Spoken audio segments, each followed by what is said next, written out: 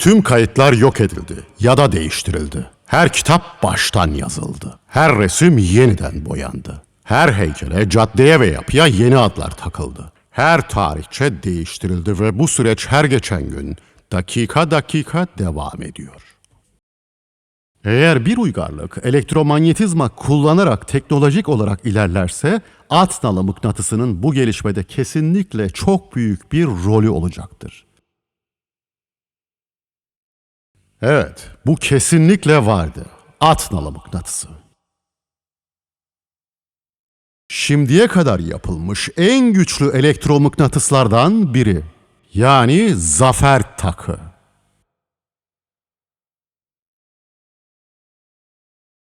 Geçmiş geleceğe hoş geldiniz.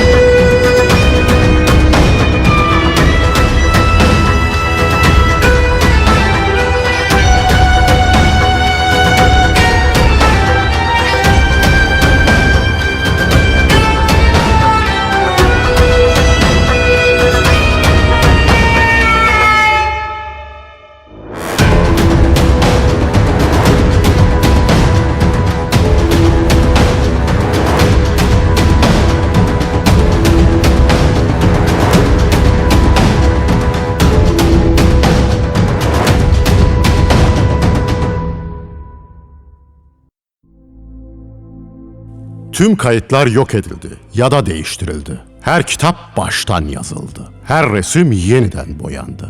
Her heykele, caddeye ve yapıya yeni adlar takıldı. Her tarihçe değiştirildi ve bu süreç her geçen gün dakika dakika devam ediyor. Geleceğe hoş geldiniz. Fakat bu geçmiş olan bir gelecek. Gelecek geldi ve gitti. Ve maalesef biz onu kaçırdık.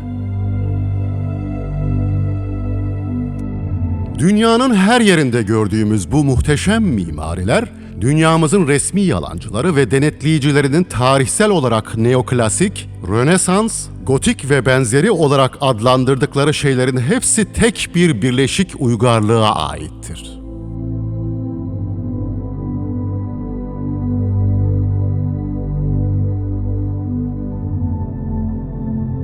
Öyle bir uygarlık ki gücünden her anlamda yararlanabilecek kadar gelişmiş bir uygarlık. Elektromanyetizmayı o kadar yüksek derecede kullanmışlar ki sadece bu devasa yapıları inşa etmekle kalmayıp onları son derece incelik ve güzelliklerle şekillendirip bu teknolojik ilerlemeleri seremonilerle kutlamışlar. Bu yapılar elektromanyetik enerjiyi toplamak, dönüştürmek ve dünyaya dağıtmak amacıyla tasarlandı ve yapıldı.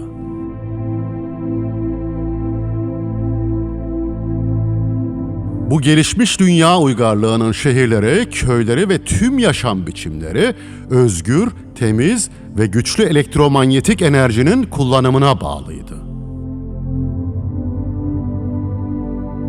Bu enerji antenler, kubbeler ve kuleler kullanılarak üzerimizdeki iyonosferden toplandı ve kullanıldı.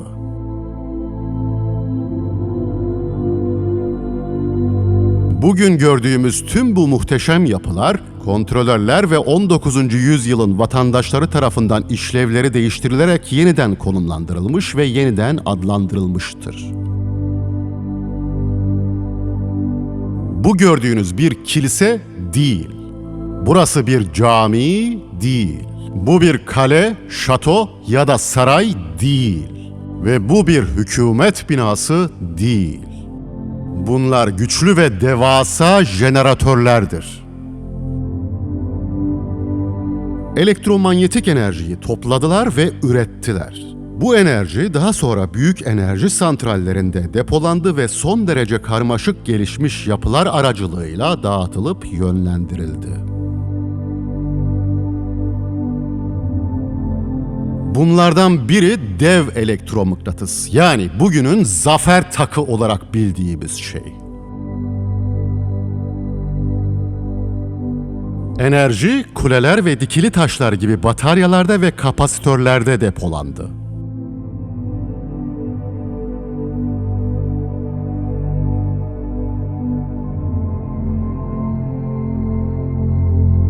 Antik gelişmiş uygarlığın tüm şehirleri, dev bir bilgisayar anakartına çok benzeyen birbirine bağlı büyük bir elektrik şebekesi biçiminde inşa edildi.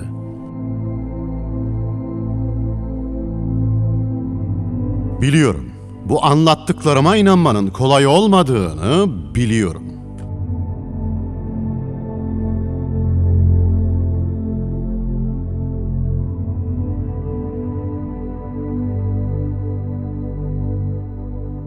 Fakat kısaca açıklamaya devam edeyim.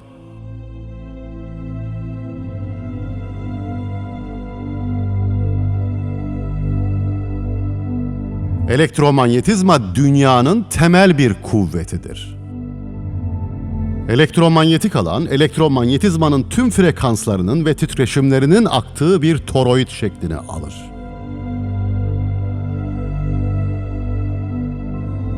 Toroid, toros şeklini alan dönen bir yüzeydir ve transformatörler elektrik enerjisi üretiminin merkezinde yer alır.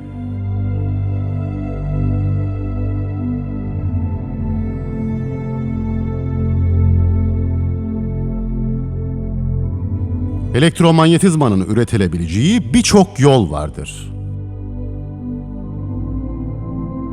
Bir manyetik alanın elektrik oluşturabileceğini ve elektriğin bir manyetik alan oluşturabileceğini biliyoruz. Her iki şekilde de çalışır. Manyetizma ve elektrik ayrılmaz bir şekilde bağlantılıdır. Bu kutupluğun dansıdır. Elektrik yükleri birbirini iter veya çeker. Manyetik kutuplar birbirini çeker veya iter. Çünkü her kuzey kutbuna karşılık gelen bir güney kutbu vardır. Telin içinde akan bir elektrik akımı, bir telin dışında karşılık gelen manyetik alan ve bir manyetik alana doğru veya ondan uzağa hareket ettirildiğinde tel bobininde bir elektrik akımı oluşturulur.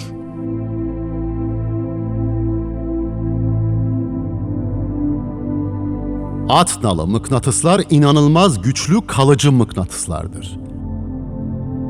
Şekli nedeniyle her iki manyetik kutbun birbirine yakın olmasından dolayı güçlü bir manyetik alan üretilir.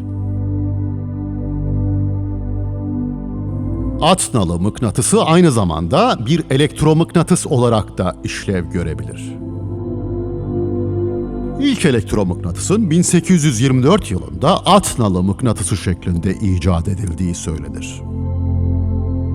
Gücü en başından beri belliydi. Sadece 200 gram ağırlığındaydı ama 4 kilogram demiri kaldırabiliyordu. At nalı mıknatısının gücünün anahtarı kutuplarının dizilişinde yatmaktadır. Burada vektör çizgileri tarafından temsil edilen manyetik alanı görebilirsiniz. Yakından bakarsanız en büyük manyetik alan konsantrasyonunun mıknatısın kutuplarına yakın olduğunu görebilirsiniz.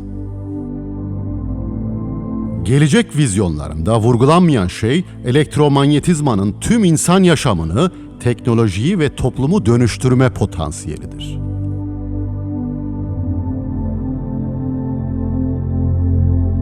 Her şeyin, hayatın ve dünyanın kendisinin elektromanyetizma olmadan imkansız olduğunu düşünürsek, bilim adamlarının, vizyonerlerin bunu daha yakından araştırmak istememeleri gerçekten tuhaf.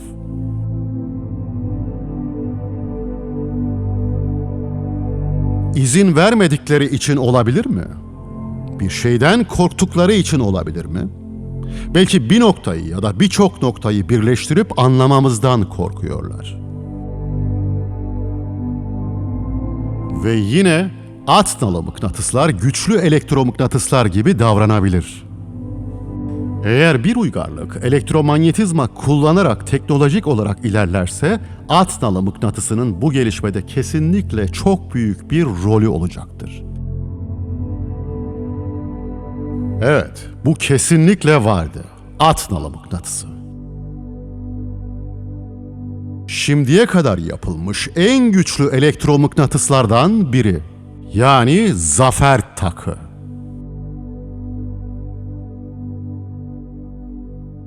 Geçmiş geleceğe hoş geldiniz.